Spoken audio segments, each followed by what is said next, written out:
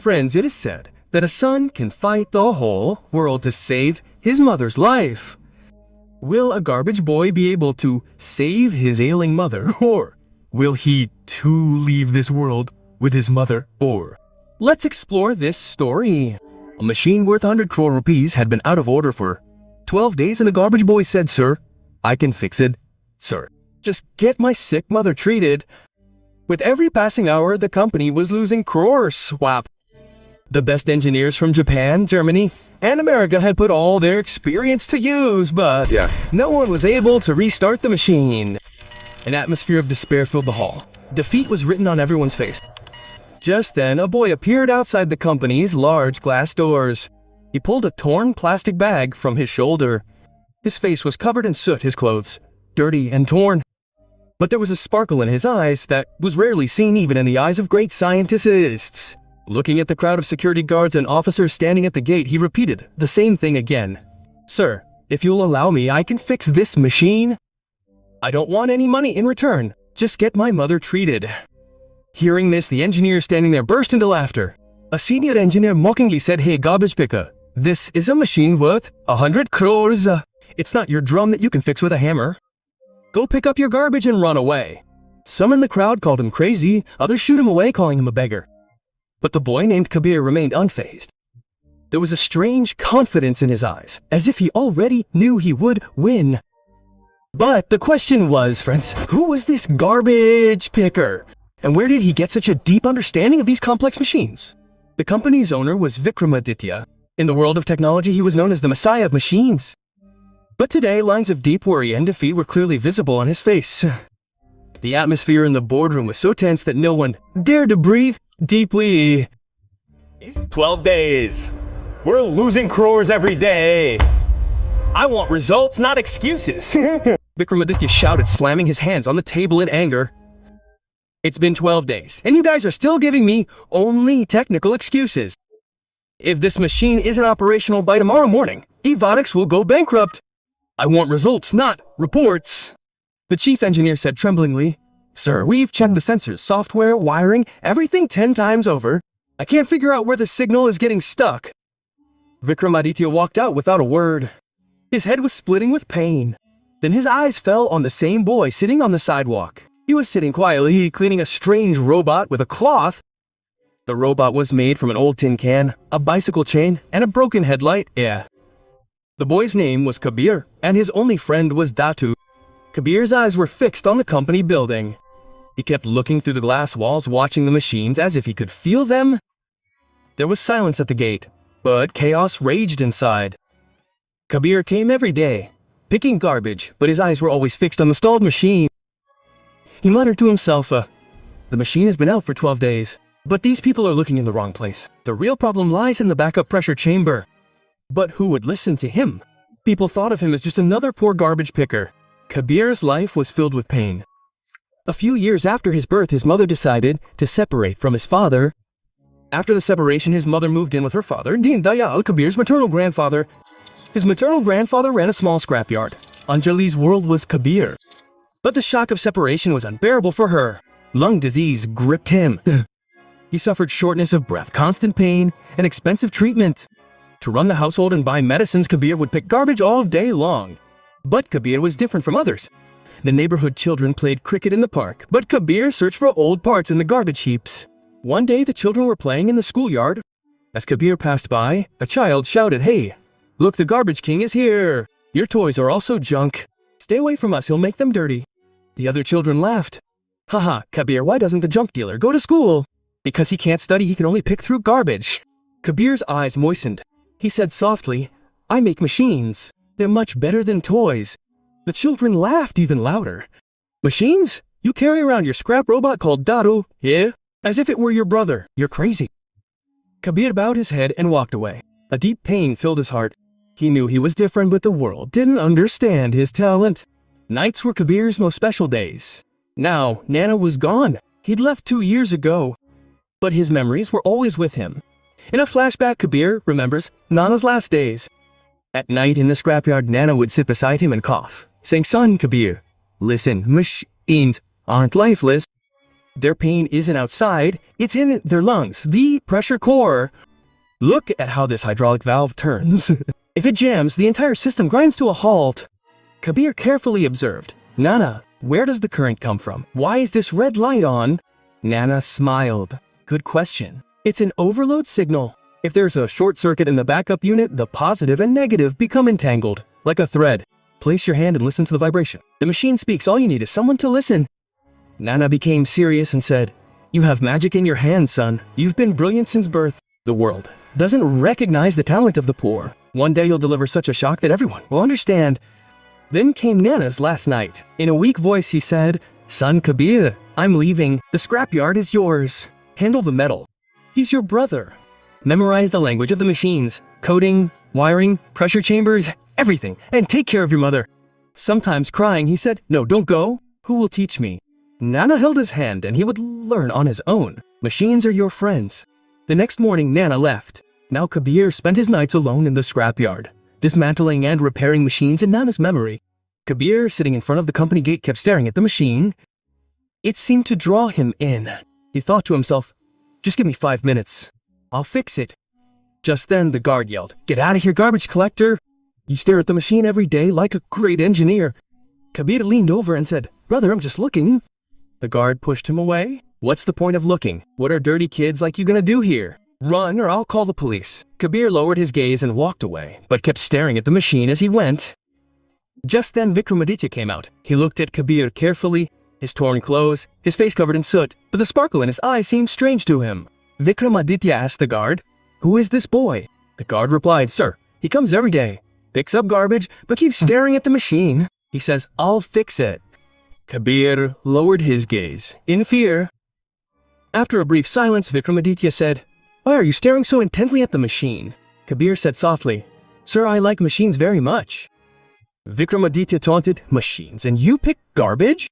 These are high-tech machines worth crores, child. Kabir gathered courage and said, Sir, if you let me go near them once, I can tell you what the problem is.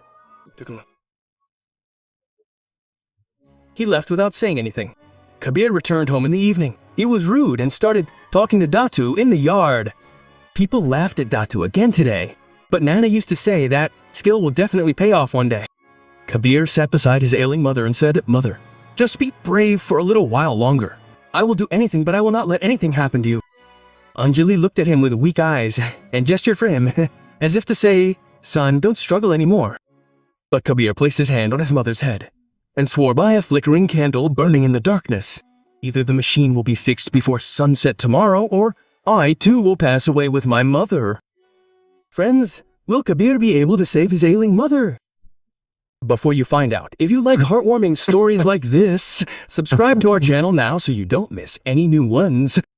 And also comment and let us know where you're watching this video from, which country or city. Kabir didn't sleep that night, just counting his mother's gasping breaths. The next morning, the same commotion returned, the machine still off. Kabir sat on the sidewalk, desperate. His mother's medicine was gone. His eyes bulged. He said to himself, Nana, I will prove it today. He reached the gate and said to the guard, Brother, just 5 minutes. The guard yelled. And then he came. Get out of here. Kabir bent down and said, I just want to see the machine. The guard pushed him, and he fell. People started laughing. One said, Are you trying to become an expert by picking garbage? Another said, Your metal robot is junk and you are junk too. Kabir remained silent, just one thought in his mind. I wish I had 5 minutes. He sat outside all day. In the evening, Vikramaditya came out. He saw Kabir, tired and covered in dust, but his eyes were shining. Vikramaditya asked the guard, Why do you keep pushing it? The guard said, Sir, I look at it every day. I say I'll fix it. Vikramaditya smiled slightly. Then he asked Kabir, Why do you look at it every day? Kabir said timidly, Sir, if I take a closer look, I can tell you. The staff laughed again, but Vikramaditya felt a pang in his heart. He said, in a firm voice, Okay, if you know, then come inside. The staff was stunned. Sir, don't joke, Vikramaditya said. I told you to bring it. Kabir entered for the first time. People started whispering. His eyes were fixed on the Hydrol 700 machine which he had been watching from outside for months. The red light was on. Vikramaditya lashed out at the in-charge. It's been out for 12 days. You didn't check it properly? The in-charge said, Sir, I tried very hard. Vikramaditya turned to Kabir. Do you know why it's out? Silence fell over the hall. Everyone's eyes were on the skinny 17-year-old boy, torn shirt bag in hand. Kabir said, "Sir, if I take a closer look, maybe I can tell." People laughed again. An engineer said, "This is a drama, get out." Vikramaditya roared, "Shut up, whoever stops you loses his job." Kabir walked around the machine, sniffed the air, felt the vibrations, then leaned over and said, "Sir, it didn't shut itself off. Someone deliberately shut it off." The hall was stunned. The man in charge laughed. "Nonsense." Kabir looked straight into the eyes and said, "The main pressure valve has been turned half a turn. This isn't an accident, it's sabotage." "Impossible," one engineer said. Kabir pointed out that the third screw on the panel was loose. "You can reach inside." The engineer checked. It was indeed loose. Silence fell over the hall. Vikramaditya said, "Sabotage." "Then how did you know?" Kabir said, "Nana taught me, sir. At night, in the yard." Hope lit up Vikramaditya's eyes. "If I tell you to turn it on, you'll be able to do it." The engineer yelled, "Sir, it could explode." Vikramaditya said, "The decision is mine. Are you ready, Kabir?" Kabir smiled. "Yes, sir, I'll try." Kabir went under the machine. He asked for a flashlight and said the hydraulic pipe is connected incorrectly. The engineer was shocked. "We really missed it?" Kabir fixed it. Then he placed his hand on the junction box and stepped back.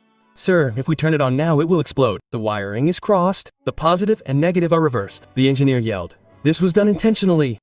Kabir said, "Give us 10 minutes, sir." He took a screwdriver, cut the wires, shrugged, and the screen matched. "We can turn it on now." Everyone panicked. Vikramaditya said, "You turn it on." Kabir took a deep breath, pressed the button, and held it for a few seconds. Then the green light flashed. The machine roared and started. The hall erupted in applause. "Wow, the kid did it." Vikramaditya's eyes welled up. "Kabir, you did it." Kabir blushed. The machine was telling him, "Sir, Nana used to say listen to the heartbeat." Just then, Kabir connected his little robot to the metal cable. The metal light began blinking. A message appeared on a small screen. "Kabir, the pressure chamber is still jammed. The danger hasn't passed. I have to use all my energy." Kabir's eyes filled with tears. He whispered, "No, Datu, you'll burn up. You're my only friend." "Nana's gone. Don't go either." The metal light flashed brighter, as if responding, "Mother's life is at stake. I'm ready to sacrifice myself for you." Kabir's hands trembled, tears streaming down his face. He shouted, "No, Datu, I don't want money. Come back. You were the one who talked to me at night. You listened to my pain. You're my brother." Datu put all his energy into the machine. There was a loud spark. Wires began to burn. Datu's iron body trembled. Kabir cried out, crying loudly, "Datu, stop! Please stop!" There was a final click and the machine stabilized completely and began to run at full capacity. But Datu was now just a pile of black burnt iron. Kabir picked him up in his lap and burst into tears. "Datu, please wake up. See, everything is all right for your mother. Grandfather said you would protect me. Please wake up, brother, please wake up." His sobs echoed throughout the hall. Everyone was stunned. Many engineers were teary-eyed. Vikramaditya stepped forward, his throat choked. He said softly, "Son, your robot sacrificed itself." Kabir sobbed, "Sir, it left me alone. It sacrificed itself to save your mother. This was my family, my brother." Vikramaditya's gaze fell on Datu's body. There was an old scar. A.N.V. Anjali, and Vinen Vikram. He felt dizzy. A trembling voice asked, "Kabir, what's your mother's name?" Kabir replied, "Anjali. And your grandfather's name is Deen Dayal." Vikramaditya fell to his knees. Tears streamed down his cheeks. "Kabir, I am your unlucky father. An old misunderstanding separated us." Kabir backed away.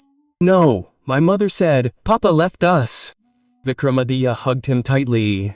Both father and son burst into tears.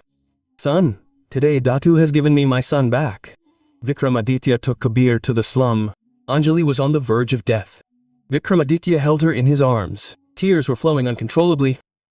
He shouted loudly, "The medical team, use all my wealth to provide the best treatment in the world. But I want Anjali alive." Months later, Anjali recovered completely. The family was reunited. Vikramaditya declared Kabir his heir. But there was a void in Kabir's heart. One day Vikramaditya said, "Send Datu away, son.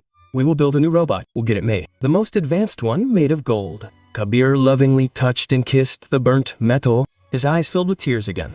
"No, Dad, this isn't junk. It stood by me when the whole world rejected me.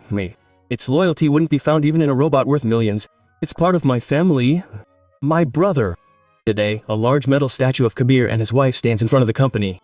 This is what a machine teaches us. A relationship built on true emotions becomes immortal. In the glare of success, never forget those old relationships that burned themselves to light your life. Friends, if this story touched you, please like, share, and don't forget to subscribe as we'll continue to bring you such heartwarming stories. See you in the next one. Until then, take care of yourself and your loved ones.